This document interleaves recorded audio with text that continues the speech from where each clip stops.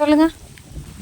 மரத்துக்கு ஒட்டு எந்த மரத்து மேலே இது போய் விழுந்தாலும் இது அந்த மரத்தில் ஒட்டி வளர்ந்துடும்.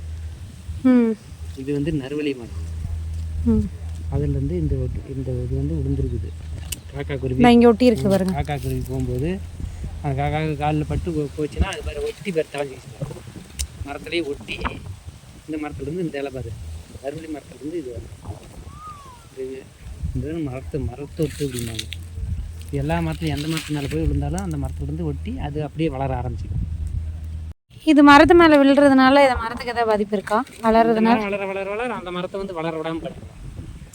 அதோட இந்த ஒரிஜினல் மரத்தோட சத்தெல்லாம் இது உறிஞ்சிக்கும். ஆமாம், அந்த மரத்து சத்தை உறிஞ்சி இது வளரும். இந்த மரத்தை அப்படியே வளர்கிறதுக்கு குறைச்சிடும். செத்துருமா அப்புறம் இந்த மரம்? ஆகாது, வளர்ச்சி குறைச்சிக்கிடும்.